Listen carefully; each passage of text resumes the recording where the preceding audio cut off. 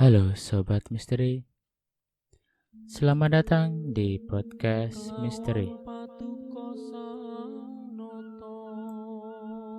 Kali ini aku akan bercerita mengenai hal yang sedang viral akhir-akhir ini.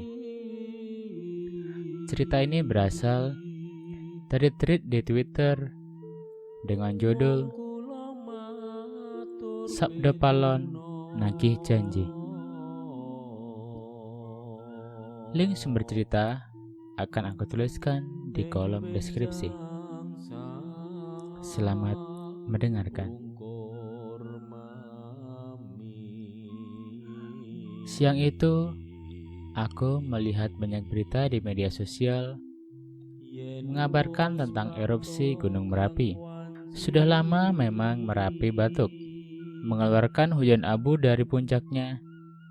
Sejak terakhir meletus tahun 2010, banyak kabar angin dari masyarakat yang bilang bahwa Merapi meletus mergo Sabda Palon Nagih Janji. Entah apa maksudnya. Aku sendiri kurang paham sejarah perjanjian Mbah Semar dengan Brawijaya V ratusan tahun silam, seperti yang dibicarakan oleh orang-orang Jawa.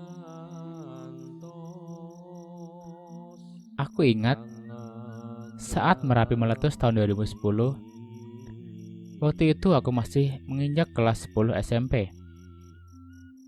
Bahkan, abunya sampai ke desaku yang jaraknya sangat jauh. Siang itu aku sedang di kampus, membaca artikel terkait erupsi Merapi. Aku terus berdoa, semoga semuanya baik-baik saja. Apalagi masyarakat yang tinggal di sekitar kaki gunung, semoga tidak ada korban dan tidak meletus lagi. Aku penasaran, sebenarnya apa yang terjadi dengan Merapi? Mengapa Gunung Gegah itu kerap batuk? Dan apakah yang dibicarakan orang-orang itu benar? Sejenak aku memejamkan mata, membaca Al-Fatihah, merapal doa bagi leluhur dan penjaga Merapi. Pikiranku jauh melayang ke puncak Merapi dalam seketika. Aku melihat banyak sekali resi atau entah apa sebutannya. Mereka semua memakai seragam putih, seperti sedang beribadah, memohon petunjuk, memohon perlindungan kepada Tuhan. Semua kepala menunduk, kaki bersila, dan tangan posisi memuja. Begitu banyak sosok baik di Merapi. Yang aku kagumi, mereka berdoa demi keselamatan manusia. Padahal, banyak sekali manusia yang lupa akan sejarah perjuangan dan lakon hidup para leluhurnya. Banyak yang lalai dan bahkan tak mau tahu. Tetapi, mereka justru memohon keselamatan bagi manusia. Betapa tinggi jiwa ketulusan mereka. Aku amati hamparan ribuan resi itu, mulai dari wanita sampai lelaki dan yang dituakan. Di sepertiga sebelum puncak, mereka terhampar mengelilingi gunung itu, lengkap dengan alat ibadahnya. Aku temui satu sosok resi, kemudian sebentar kami bercakap. Aku tanyakan, kenapa semua satrio di sini berdoa khusyuk dan kenapa Merapi lagi-lagi batuk?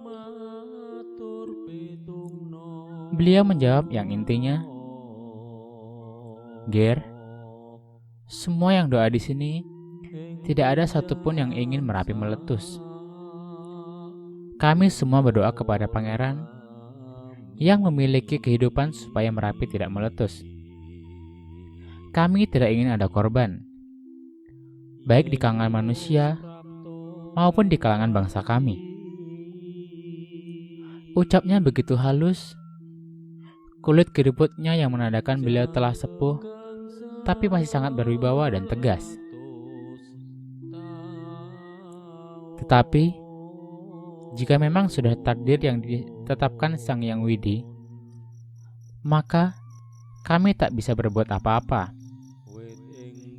Mungkin Merapi sedang ingin berbicara, Ger. Meskipun orang Jawa sekarang telah banyak yang lupa akan sejarah perjuangan leluhurnya, dan sedikit yang masih menjaga adat, tradisi, dan budaya Nuswantoro. Kami semua selalu memohon keselamatan bagi bangsa Jawa. Mereka lupa apa itu Jawa, lupa unggah-ungguh, lupa sama jati diri. Semoga orang Jawa kembali seperti dahulu, Nger. Cinta kepada harkat martabatnya sebagai orang Jawa. Aku memohon pamit kepada beliau. Aku buka pelan-pelan mataku. Saat itu, angin yang lumayan besar bertiup dan berputar di dekatku. Rupanya, aku diantar balik oleh beberapa sosok panglima dan prajuritnya. Mereka mengucapkan terima kasih dan hilang setelah aku hadiahi Al-Fatihah.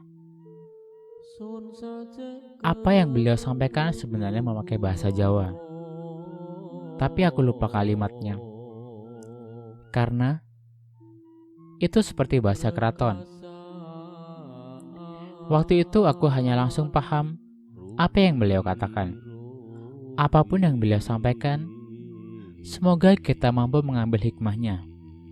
Aku hanya ingin berbagi, supaya jangan menyalahkan bangsa mereka atas erupsi Merapi ini.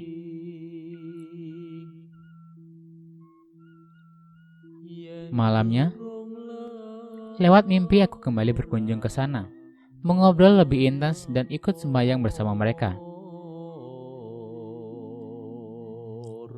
Lalu, apa hubungannya erupsi Merapi dengan Sabdo Palon? Benarkah apa yang dipercaya masyarakat kita?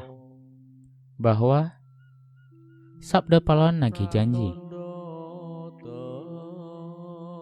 Siapa sebenarnya Sabdo Palon itu? Atau biasa dikenal oleh masyarakat Jawa, ialah Mbah Semar. Mungkin banyak orang yang mengetahui siapa beliau. Banyak pula yang tidak tahu. Saya jelaskan menurut kacamata sepemahaman saya sendiri. Sabdo Palon ialah tokoh penasihat raja-raja kerajaan Hindu-Buddha yang ada di Nusantara dulu. Beliaulah yang memberi petunjuk dan masukan-masukan. Oleh sebab itu, dikenal dengan sabdo atau ucapan. Sabdo Palon sebenarnya ialah Mbah Semar. Dikenal dengan sebutan Sabdo Palon lantaran beliau sering berucap, tak henti-hentinya menasihati raja-raja dari zaman ke zaman, sampai untuk terakhir menasihati Brawijaya V, seorang raja terakhir kerajaan Majapahit. Sabdo Palon atau Mbah Semar ini kerap kita dengar sebagai sosok yang melawan para ulama Timur Tengah yang hendak menyebarkan Islam di tanah Jawa.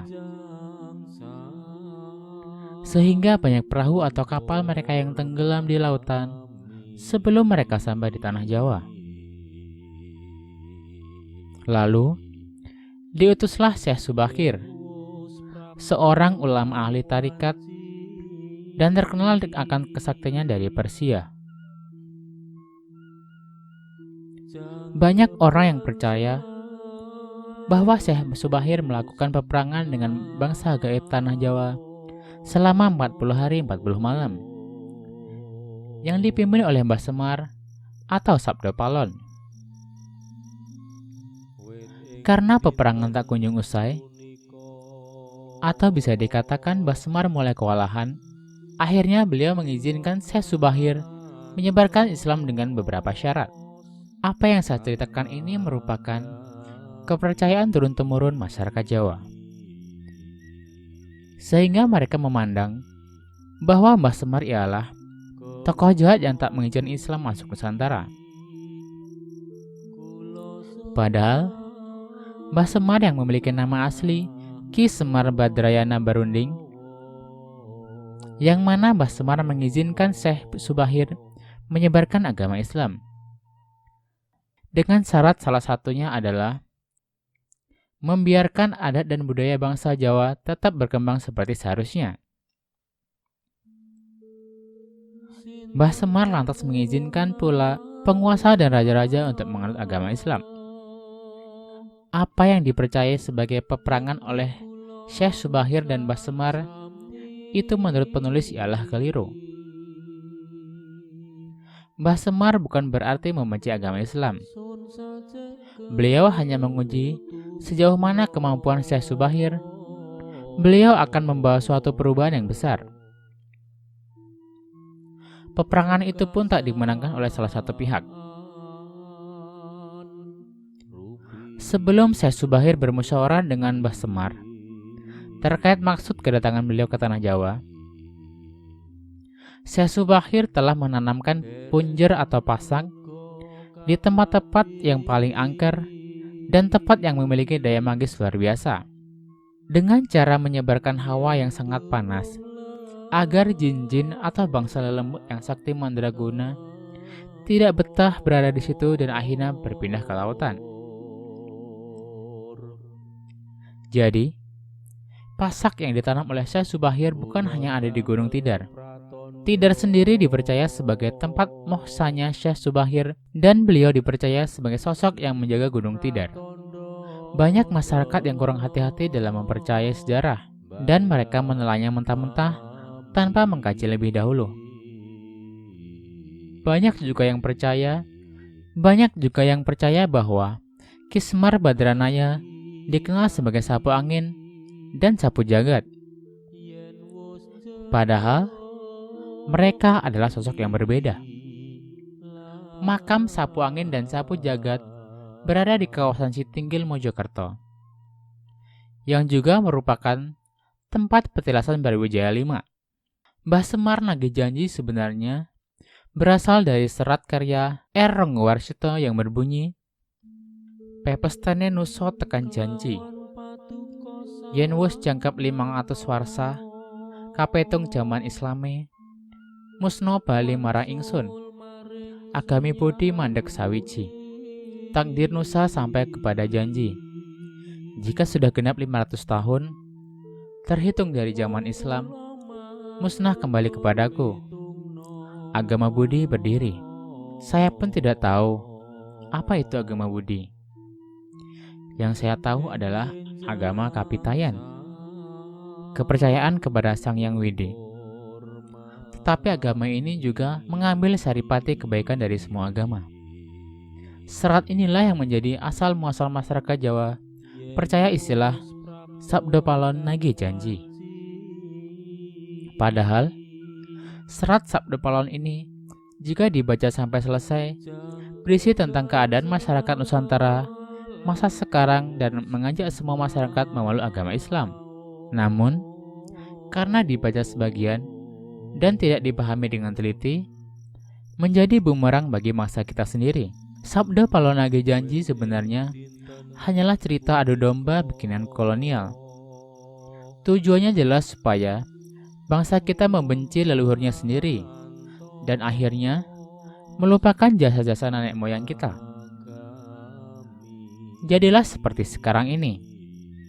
Bangsa kita carut-marut tidak jelas oleh sebab pimpinannya tidak mengambil hikmah dari warisan yang telah dikasih nenek moyang kita. Masyarakatnya sendiri tidak peduli dan tidak mau mempelajari bagaimana sebelum bangsa ini berdiri. Ada banyak kerajaan yang sangat maju. Harusnya dijadikan cermin bagaimana negara ini dijalankan. Cerita bikinan kolonial lainnya ialah seperti mitos dilarangnya orang Jawa dan orang Sunda menikah oleh sebab perang bubat antara Majapahit dan Pajajaran. Lagi-lagi, sebagian masyarakat percaya cerita yang tak pernah terjadi itu. Bagaimana mungkin Mbah Semar, seorang penasihat raja-raja, nagih janji setelah 500 tahun keruntuhan Majapahit dengan cara meledakkan gunung? Bagaimana bisa ia membenci masyarakat yang sangat ia cintai dan didoakan kebaikan setiap hari? Mbah Semar dipercaya moksa di alas Purwo Banyuwangi. Kelak suatu hari, beliau akan kembali menasihati raja dan pemimpin kita, yaitu Satrio Piningit. Tak lama lagi, ya sebentar lagi, Satrio Piningit akan hadir. Percayalah, jika Mbah Semar keluar, bukan hanya Merapi yang akan meletus, tetapi akan ada 17 gunung yang akan meletus. Bumi sudah tua. Bumi tak mampu lagi menampung keberadaan beliau.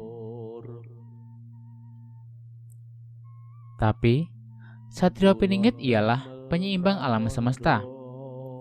Saat ia lahir, Mbah Semar akan keluar tanpa satupun gunung meletus. Tetapi bisa saja, jika Tuhan menggariskan meletus, mungkin sehabis Merapi, Semeru, dan Kelut akan ikut batuk.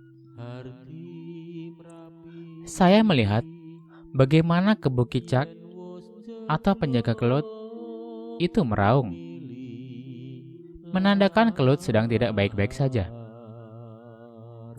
Mbah Semar akan menyertai perjalanan dan kepemimpinan Satrio Piningit. Tetapi saya tidak tahu, kelak Satrio Piningit apakah akan menjadi presiden atau justru ulama terkenal yang sering serawung dengan masyarakat kecil seperti Cak Nun. Kelak bisa saja kita kembali memakai sistem kerajaan peninggalan nenek moyang kita, bukan demokrasi dan undang-undang bikinan Belanda, yang undang-undangnya bisa dipesan oleh para kaum elit di negeri ini. Lalu, siapakah Satrio Piningit itu?